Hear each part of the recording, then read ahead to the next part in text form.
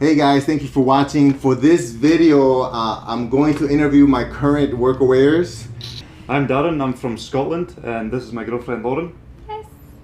We are 24 and 27 and currently on like an 18-month trip. Yeah, so next we go to Fiji, on to New Zealand, and then Australia eventually. Yeah. First question, because I got 5 questions, and then maybe we can, expand on some of them later on if I have any more. Yeah. But the first one to start out is, so how did you hear about Workaway, and why did you choose to join? So. Yeah, we first heard about a friend of ours managed to tour, was it South America? South America, yeah, for 6 months. For 6 months, and she spent like hardly any money. Yeah, about $4,500. And we were like, how did you manage to travel for so long? And she explained she'd used Workaway and that she worked on farms. And then like when she explained it, we were like, this is what we want to do. Like definitely. The way she described it, she worked, even though she worked in like a pig farm, it was something so out there that we could never imagine doing. But when she explained it, we were like, we want to work in a pig farm. We were like, I think that's one of the reasons we joined though, is because it was so different to what you're used to. It's experiences that you couldn't get from like a normal tourist location. Or Right. Like going from this place to that place within a couple of days, you get exhausting, right? Did you have like an ideal location, like Workaway? Greece. Yeah, Greece for sure. So that's location, right? Location. Like, did it matter what type of job you were doing? We wanted the olive farms. Because we'd been to Greece twice before and we were like olive mad. We were like, we want to know like where they come from, how it works. Yeah. And that was your second Workaway. That was my second Workaway. On the second one, you got it. Yeah, got like our dream. We ticked it off our bucket list. Yeah. Nice. Jealous. Okay, so question number 2. So how did you feel right before you started your first Workaway? So you have to go. Yeah. You know, it doesn't look good to back away.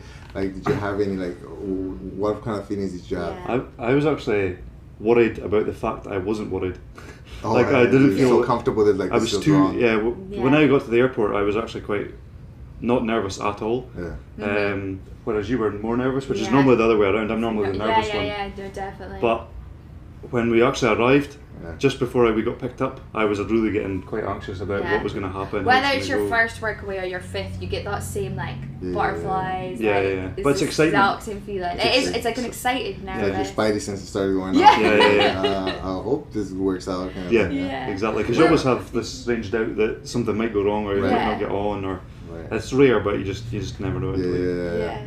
And I feel the same way. It's I mentioned in your video, but I always like to think, you plan for, and you hope for the best, but you plan for the worst. Yeah. And it just kind of helps you, just in that, chance that something goes wrong, you have plan B, right? Yeah, exactly. You always have a plan B. Yeah. You're like that too, right? Yeah, we found out that me and you were kind of like Excel sheet. Computer nerd. Yeah. So we geek out really good on that. That's why we liked it as a couple though, because if one of you's nervous, the other one can like talk you into something and talk you out of something. Yeah. So it's a good thing that you can join Workaway as a twosome to get each other through it. Yeah.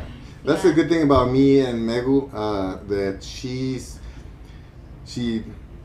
has doubts and worries, but she doesn't get jittery like I do sometimes. Like I get, right? Yeah. And she doesn't. She's like, okay, we'll see. We'll figure it out. You know what I mean? Whenever I get too excited, she's like, yeah, it's okay. Yeah. So that's good. It's good to have that balance, right? Yeah. What's your favorite thing about Workaway? Favorite thing? I think living as a local.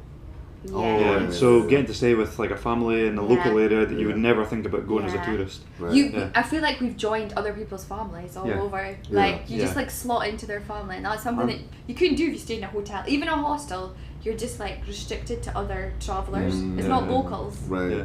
So they're all recommending places that they've been recommended by other tourists. Right. So it's not like a local. So you stay in like the tour mode. Exactly. Whereas, tourist mode. Whereas at least if you're staying with a family, or it doesn't even need to be a family, somebody who lives there. So this is actually their last night.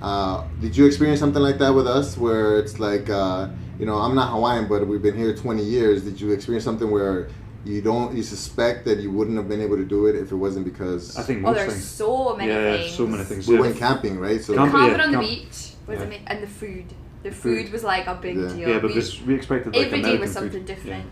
And it was food that we could never get at home. Yeah. Oh no. Never ever get. It feels like it feels like we visited Asia. It's Japanese food. It's been brilliant. Yeah. I actually that's one of the reasons too that I'm excited about Workaway. Yeah. Because we travel, we go to Japan and Mexico every year, Yeah. and then, you know, we did a California road trip and everything.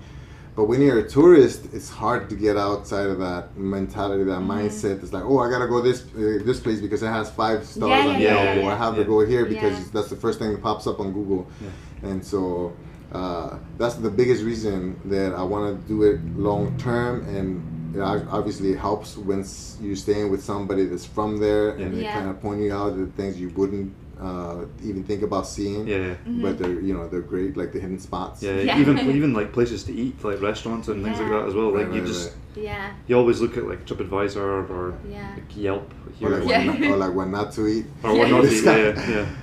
I don't. If you're not familiar with Japanese natto, I'm not a big fan of it. It stinks, it's yucky, but my wife and daughters love it, and so I assumed mistakenly that they would hate it as much as I did, but you actually liked it. We actually liked it. It was a unique, but you liked it. Google natto, Natto, and then it's an experience. And Darren arrived here hating seafood, and he was eating sushi, like poke, you like poke, which is raw food and raw fish. I was the same way too. I don't like fish that much. But there's some stuff that is like, it doesn't even taste like Workaway changes you. When in Rome. When in Rome, eat raw sushi, eat raw fish. Okay, so now this is the hard one, right? What are some of the downsides to Workaway? I think we haven't experienced this, but we've heard from other Workawayers. One of the worst things I think is kind of the review system. It works really well if you're happy with the host, so getting good recommendations is really easy. But getting bad recommendations is bad recommendations.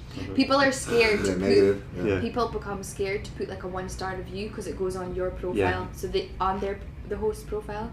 So they think that they don't want to leave a bad one in case it'll affect their future ones. I think they worry that it'll affect it. Plus, I think I don't know if it's still like this, but when you leave a negative review, Workaway can actually close down your profile for a month to investigate it. To see why it's so bad. But if you're traveling and you want to move on to somewhere else, then you can't afford it. So instead, people just opt to not review the host, which is not helpful to other Workawayers. Right. So because I would say even if you can and you feel like it was a negative experience, you don't even need to leave 1 star. You know what I mean? But at least leave a negative impact, because you want to be truthful. Right. You want people to have the best experience. You want to let people know that maybe this guy's protect other Workawayers. I did notice that I went through some of the reviews that other hosts and other volunteers or Workawayers were getting, and then I noticed that anything below 2 stars, so 1 or 2 stars, they don't have the comment. They just have the star system. And so I was kind of curious, so I kept searching, and I guess if you leave a negative.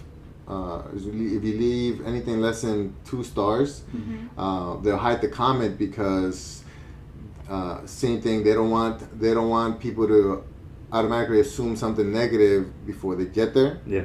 But they'll leave the star, so they're the 1 or 2 stars, so that way you're aware that something went on here. Yeah. And so what I saw is that somebody left a 3-star review. 3 or 4 star review, but left negative comments. And so that kind of allowed the comment to stay. The rating to stay, but it also included not so positive. So maybe that's you can go neutral. So anything from 3 stars and up, 3, 4, 5. It's good. If it's a great experience, 5 star, right? If it's great but something was off, then 4 stars. And then if there's, I guess. 3 stars and below, just leaving it 3 stars and leaving any of the negative comments on there is going to allow people to be able to see those comments. Otherwise, they'll hide the comment. But I can see what you're saying about if I'm a volunteer and then I leave a 1 star on a host, then another host might look at it and be like, well, if he left a 1 star with them, then they might leave a 1 star with me. Exactly.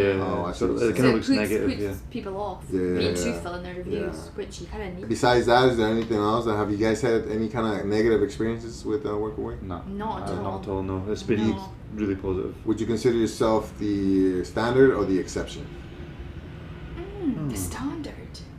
Because think how many people we've known that have done it. Have met, seen reviews. Yeah, that's true. In the Big Island, you met some people right before you. Big Island. Well, I talked to people online who were in the Big Island at the time. Yeah. We met the original girl that taught us about from South America. Right. We met a girl in Greece at the same time we were there. She was a workaway in Greece. Yeah, we've quite met quite a few. We're very much believers though in like what you put into something you get out. Yeah. So I think if you just like embrace it in positivity and like enthusiasm, then you'll get the most out of it. I think so. Yeah. I think you've just kind of. You might eventually encounter a bad experience, right? Just naturally. But it's how you handle it. But it's how you handle the bad experience. Some people have a negative approach, and this is like the worst thing ever. And then it just snowballs. And make themselves depressed. But it's like people that hate their jobs. Yeah. We were talking about that. Why don't you just quit your job if you hate it so much? Stop bringing your negativity to other people. Yeah, exactly. Anyways, that's a whole different video. Once you're traveling, how can you be negative? You could be at work. You could be at work. Yeah. So here's the last question. Do you plan to use Workaway in the future? We would love to host people. Yeah. Now that we've done it a few times, we were like, we just find ourselves talking about Scotland constantly. And we're like, there's so much people we want to like show you now. Show like the castles. Show people at home. Yeah. Well, so it's worked both ways now. It's converted us to probably host. Because right now this is going to be your last Workaway, your last planned Workaway until you go Fiji, New Zealand, and then you hit Australia for a year. Yeah. And you don't have plans after that. No plans after that. No, But none yet. we'd hope to go to like Asia at some point. So. You never know. Japan. Japan for sure. But it's so there's a good chance we would do a Workaway there. I think. Yeah. Now that we have the experience of doing like we're several as well, converted. So you're 24 and 27, and we were talking about this before. Both of you have 20 plus countries you visited. Yeah. Nice. Yeah. So I'm hopefully by the time I'm 41, I can get maybe 5 countries. We'll see what happens. Yeah, Scotland. Scotland, for sure, Scotland. Yeah. So have a bed ready for us. Yeah. So I don't have any more questions. Is there anything you wanna tell somebody who's considering a Workaway? Any like a top tip for them? Join. For sure. You'll only know once you try it. Yeah. And the it's great not thing is, it's not going to be for everyone. But the great thing is, it's not contracted. Yeah. So it's like you can't opt out. If it's completely not for you, you can just opt out, get a hotel, or equally, if you love it, then which you will, then you're converted. I think the main thing is, as we said earlier, is have a plan B. Yeah. Always have a backup plan, just in case something goes wrong. Even if it's a case of you can get an Airbnb, you can get a hotel, or you have. Or maybe do your first Workaway quite close to home, like even if you do it in your own country, or you can do your first Workaway like maybe just an hour's flight away. Then at least you can hop back home if you don't like it. Have a plan B. Because our first one was in Switzerland, so. We were close to home. A 2-hour flight, but we loved it. So, so it was like our plan B. We had that option if we can go home if we need to go home. It's not too far away. Whereas if you fly for 8 or 9 hours, you'd be like, plus the ticket price. Yeah, exactly. Crazy. So I do remember one thing that kind of stuck with me the first day that I talked to them. When I first put up the profile, somebody asked me, "Oh, how long are you willing to host somebody?" And I had no idea what to answer, so I'm like, as long as you're comfortable. I didn't know what to tell that person. So what they recommended, you guys done 3 weeks most of the time, right? Yeah. And then talking to the other Workawayers, the host, they kind of recommended that 3 weeks is almost like the sweet spot. Yeah, exactly, right. So 1 week might be too short. You don't really get to kind of befriend the host. 2 weeks you start getting comfortable. 3 weeks is nice and comfortable. And you start pushing it once you go 4 weeks. Yeah. Maybe you start getting to each other's way and things like that. Right? Yeah. I think at the end of the 3 weeks as well, you've developed a friendship almost. So you get excited to go to see them again. Yeah, exactly. If you milk it for 6 months, you're gonna be like. You'll be happy to leave. And you would have seen everything there is to see in that place, and it's like it's not as exciting anymore. Yeah. But at 3 weeks or still a little bit of suspense. You still, you're gonna miss them. You're gonna feel something. Exactly. Okay, so thank you. Appreciate it. And I mentioned in the last video, these guys are running a travel blog and a vlog, right? Newly started vlog. So I'm gonna put both links underneath for their actual blog where you can go and get the tips, and also I'll put their YouTube channel. I want to kind of follow them, so hopefully you want to follow them too. And also subscribe to this channel. If you like this interview, let me know. Maybe I can do it with all the workawayers that come and stay with us until it's time for us to travel. If you have any questions, anything you wanted to know that I forgot to ask them, let me know. I can just send them an email and then answer those questions for you on the next video. So thank you for watching. Please subscribe, and I'll see you guys in the next one. Bye-bye.